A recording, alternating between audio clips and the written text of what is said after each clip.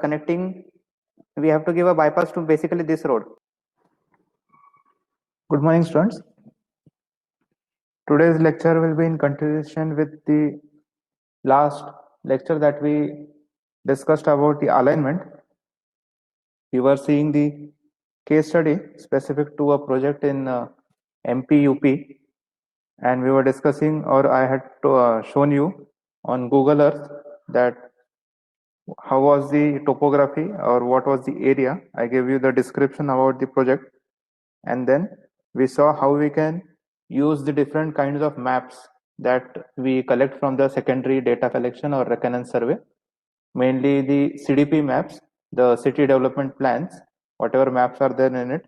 So we can use those maps to get an idea about the area that we are going to survey for the plotting of your highway or construction of your highway. So today's lecture, it will be in continuation with that. I'll not start with the actual theory related to the different surveys, but what I am going to do is I am going to give you an overview. This was the thing that we covered in the last lecture, that I had superimposed all the plans or the maps on the area. This was the town that we were considering, Sirmaur. It is in MP, and we had imposed, or I had superimposed all these maps, namely population map, then the drainage, natural drainage map, the land use of that area, and the proposed social infrastructure. So from here onwards, I'll continue today. I'll cover how we planned a bypass, or we came up with different alternatives for a bypass for this town.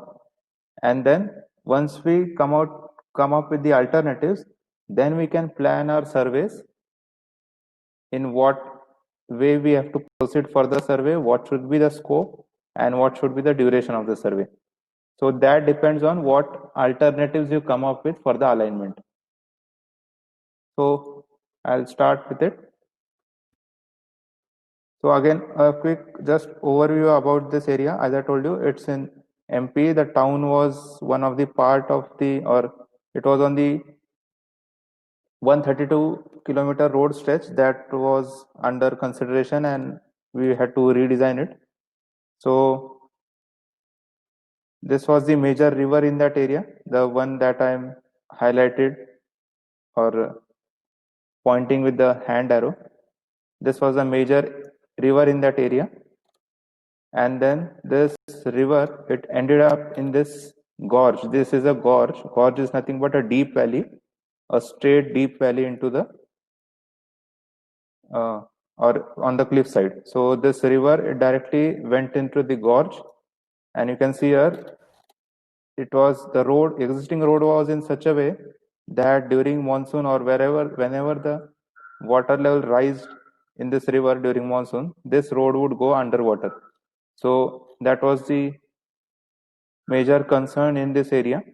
And once this road went underwater, there was no way that this area on the top of the hillock, it was being connected with the area which was at the foothills. So this was the only road that was being connected. So it was a priority to develop this road. And then this is the Sirmaur. As I told you, whatever this line you see that I am showing, this marking or this solid boundary type, this is nothing but edge of the cliff or edge of the hilltop, and on that hilltop you had Sirmaur. So now if I tell you that you have to plan a bypass for this Sirmaur, that this is the yellow road that is going, and you have to bypass this Sirmaur town either from your right side or from the left side of the town. So looking at this topography, what would come to your mind first? That tentatively, on which side would you give the bypass? On the left side in this area, or on the right side in this area? Just think over it. Let me know in the chat box that if I told you that you were supposed to design a highway and come up with an alignment for bypass for this Sirmoor town. So which side would you prefer? Would you prefer this left side or would you prefer this right side? Or both are feasible? Whatever is your answer, you can type it in the chat box.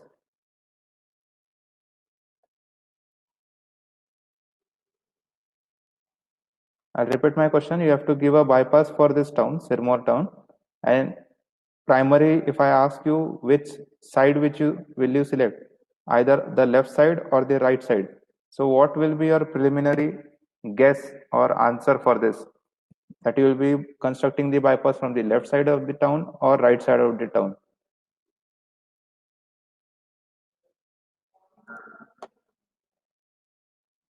Okay, we have three answers till now. They are saying right. 4 right. Okay. Any specific reason why only right, why not left side is preferred? Now, amongst the 4 who have given the answer, why not left side is preferred? Others also, you just think over it and you can contribute in this session. Today, I'm not going to teach anything related to the theory or the actual syllabus. I am just continuing or giving you something outside the book knowledge, which will not get anywhere. Okay. Traffic rules, no, traffic rules don't play any role at the primary level.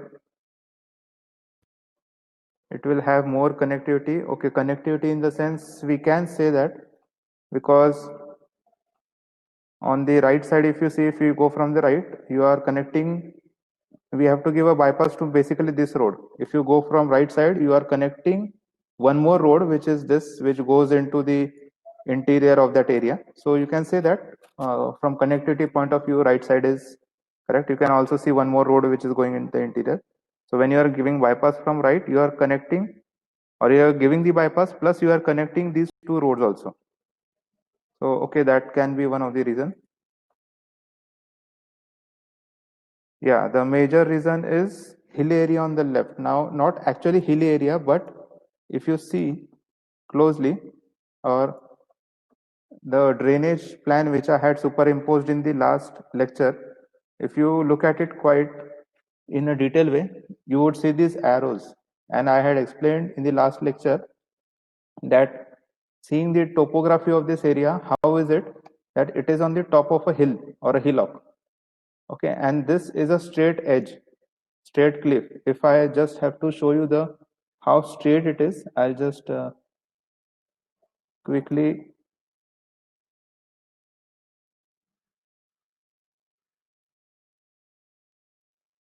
show you by drawing it, that how straight this cliff is. So if I just draw this line and if I see the elevation for it, you can see the elevation profile also. Okay, so now it shows in 3D. I have just drawn a line, random line, which will start from the top of the hill and it is going on the bottom. So if you see, as I move on the bottom of the screen, as I move my cursor, on the top of that, you see a red arrow, which is following the yellow line that I have drawn. So just at the start, the elevation you can see 1101 feet, you can roughly say over 1000 feet. And as I go towards the cliff side, the elevation goes on decreasing and there is a drop, and that drop is almost, now the 1000 feet, it came down to this river level. What you see, it is 340. So almost it's a 700 feet straight drop. Okay, almost straight. Now it is a little bit sloping on this face, but if you go on the some other side, so you go on this side of that hill, so you might find some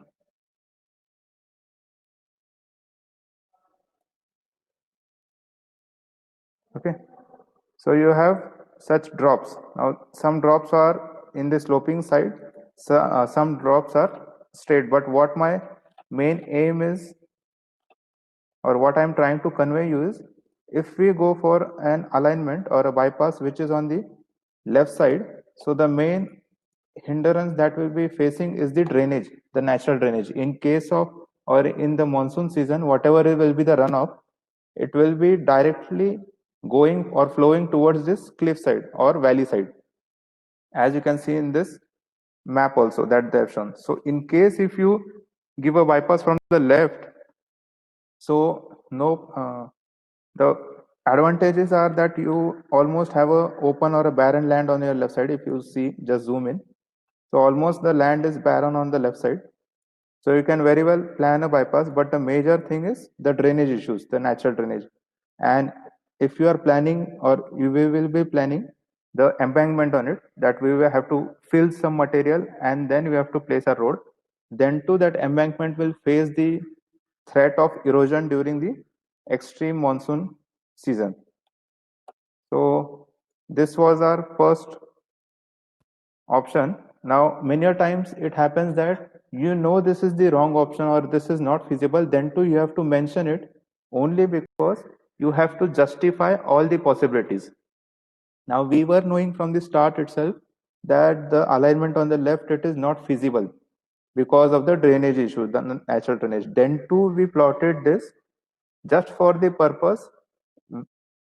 In this case, our client was NHA. So whenever you go to the client and you come tell him that I have came up with so many alternatives, so he also from his side he looks into it, and then if we would have not given this alternative, so the first question would have come, why didn't you go from the left side?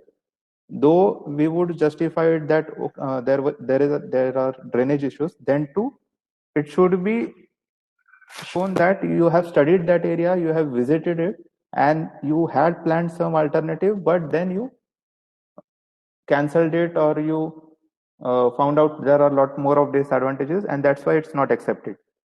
So remember, in any case, whatever alternatives you propose for any highway alignment, it should be, all the alternatives should be proposed.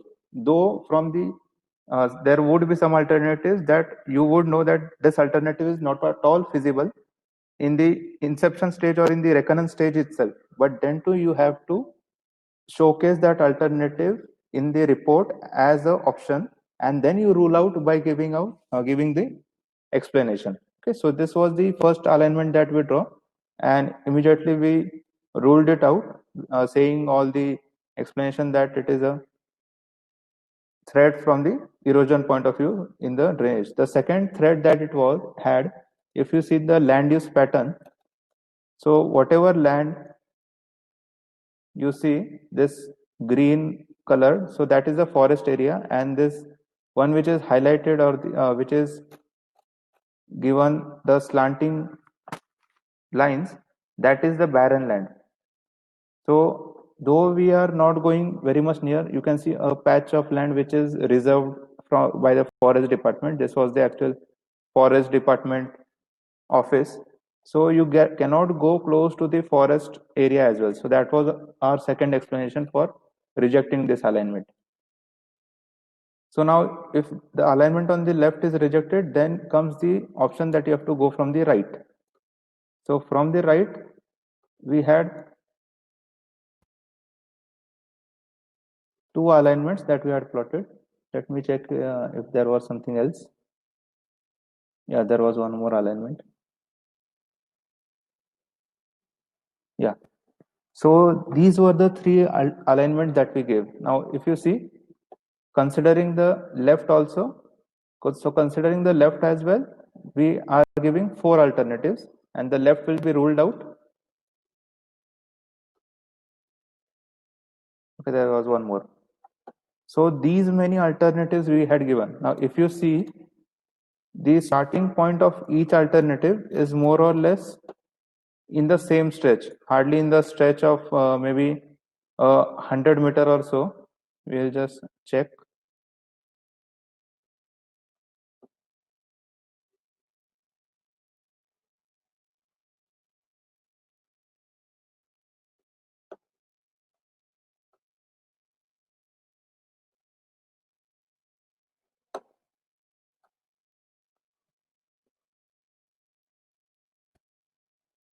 Okay, so in a stretch of, you can see 0.67 kilometer or half a kilometer, we were having the start point for all the alignments. Now, why this variation in the start point? When you go on site, actually, now I'll tell you the process. Suppose first, I'll just give you example for one of the alignment, and then you can consider the others.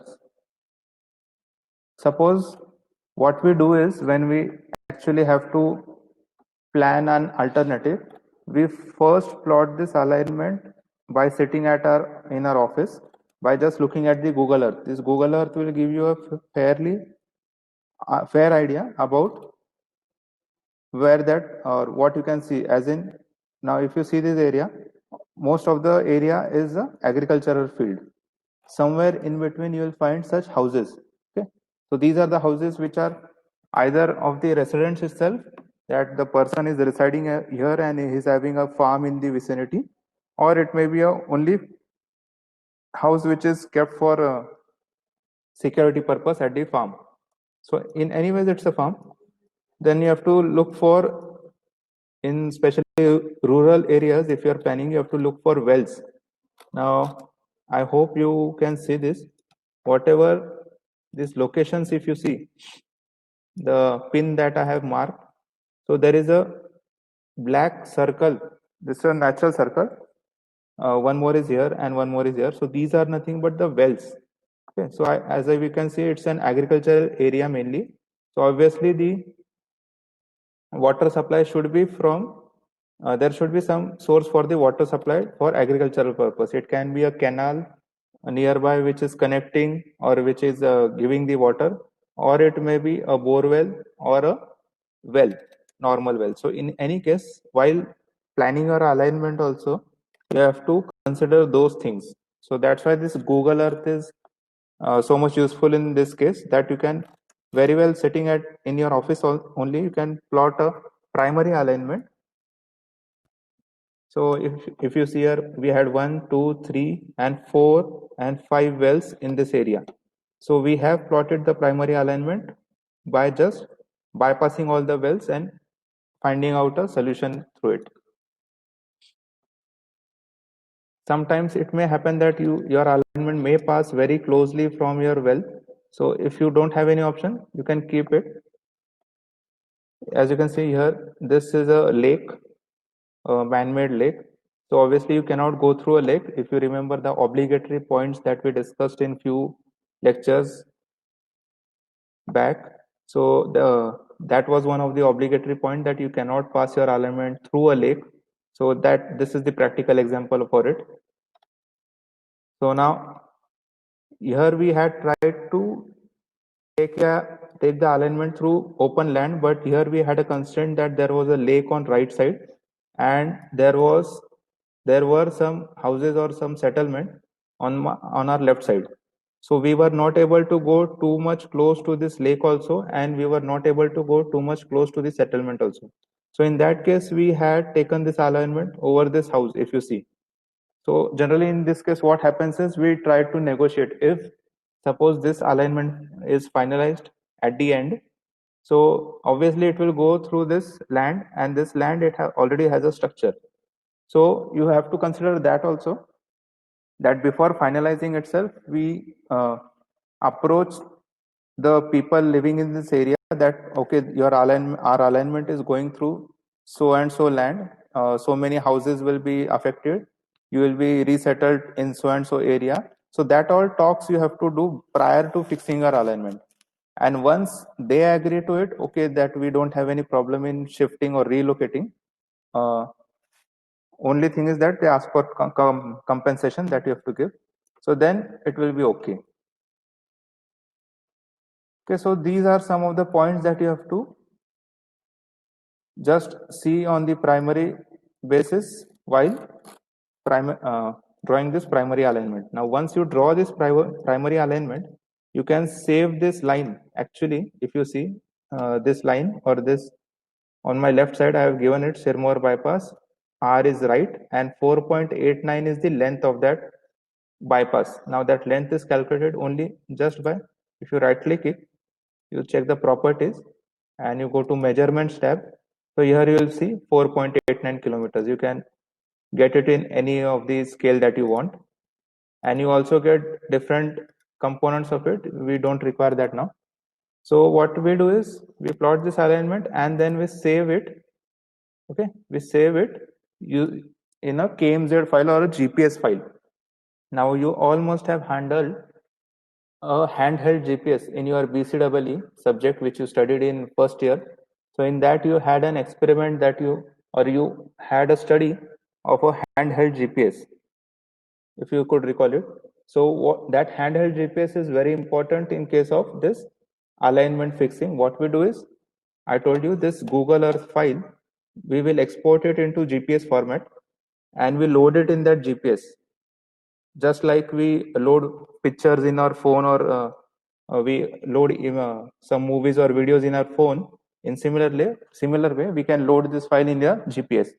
And once we get it on GPS, then what you have to do is you have to turn it on, and you have to go on walking by holding that GPS in your hand, as in the path will be marked in front of you, and your location, actual location, current location, it will be showing as a pointer or a red mark, and then just you have to follow this alignment that you had plotted by sitting in the office. Now we have to not just walk on this alignment. What we have to do is we have to also go on looking that what from where is that alignment passing. Now sometimes it may happen that you are using Google Earth, suppose, and you have plotted this alignment, but actual on site, if you go and if you see that okay, some new well has been dug on this point whose image is not available, or it was not available when you were plotting the alignment in the office. The reason is because if you see here on the top side, the tab which I am showing, so this image, current image which I am showing you, it is of 10th December 2018. Google is in US, so they write month at the starting, date second place, and then the year. So this image is of 10th December. If you just go back, so see the images are changing. That means after every few months, Google updates or Google Earth updates. Now if you see this image, this is the image of the same area. Just see the month, it is in April. So April, it is a summer season, and it's extreme summer conditions in this area. So you can see all the thing, or the land is completely barren. And this is in October. So in October, just the rains have ended, so you can see some greenery. Okay, so that is one of the advantage of using Google Earth also, that you come to know the real-time imaging, but nevertheless you never get an exact dated image. As in, suppose today is 2nd of July 2020. So suppose today I start plotting this alignment, so I have to refer the latest image which is of 2018. So in 2 years it might have happened that there would have been a new well which is dug at this location. So obviously you cannot go through the well or over the well, so you have to take a little detour. So as soon as you take a detour, it gets recorded in your GPS. So in this way you have to walk on foot the whole alignment. Okay, mind well, I'm using the word walk because it's a totally green alignment. There are no roads. If I just remove this alignment, you'll see there are no roads. So you cannot take your vehicle or anything. You have to walk. Only when you walk, you can point out the minute details in the way that you have. So we did this for all the 4 alignments. Whatever these 4 alignments that you see. So we did this walking process for all the 4 alignments. There was one more.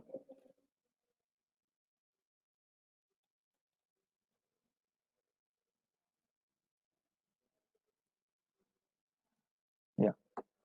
So all these 4 alignments we walk. Now why we came up with this 4? As I said, we first plotted, or we first came up with one alignment. Then we went on the field, we walked that whole 4.89 kilometers. Then we saw, okay, what was wrong, or where we had to take some deviation, or we had to move away. And then from that, we came up with all these alternatives. If you see here, these two alignments, 1 and 2, the blue and faded yellow below it. So both these alignments, they almost go on the same path. Only difference is the ending point. Now in ending point also we differed because there was some issue with the land in this area. So we didn't want it to end before it. So we ended after it.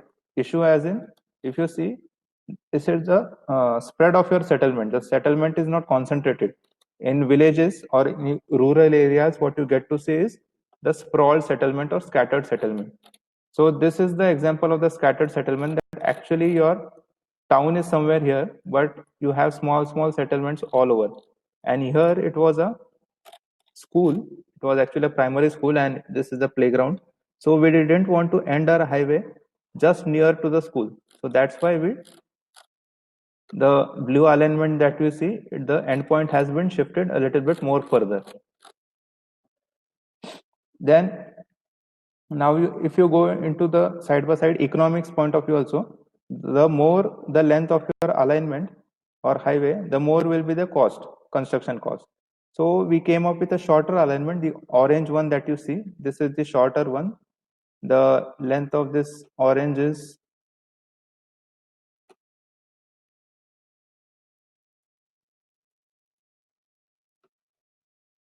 the length is something less. It's just a minute. Yeah.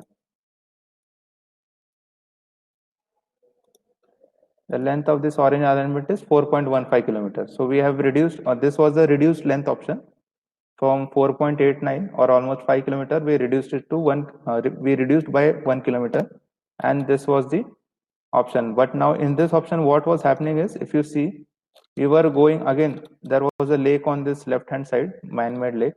And if you see here, we were going through a lot of settlements, small settlements. So though we were reducing our cost in terms of length, by reducing the length, we were running into the risk of going through settlements. And if you go through settlements, again the cost will rise in the form of resettlement cost, or the compensation that you have to give to these people to relocate. And then finally we came up with this fourth alternative, which is the bright yellow alignment that you see. Again, the start point was not an issue, but what we did was, we now took it a little bit far away from the town. We bypassed this lake, we bypassed this small settlement, and then we took it all the way out of the town. Okay, now the length of this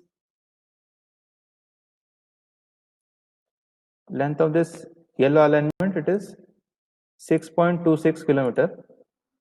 Okay, so it's a lot more, almost 2 kilometers more than what we had seen in the previous two.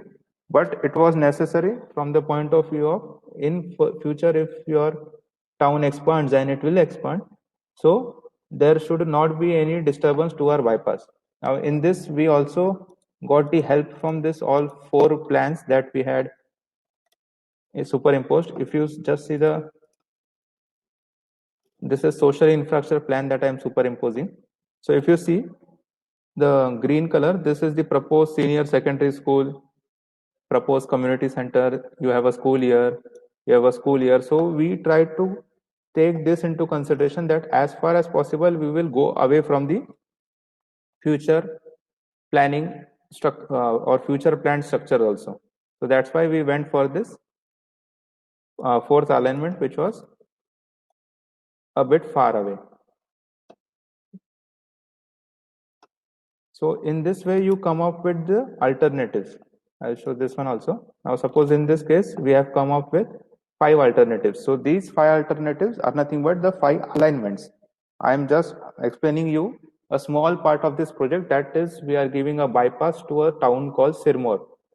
So these are the 5 alternatives that we have came up with.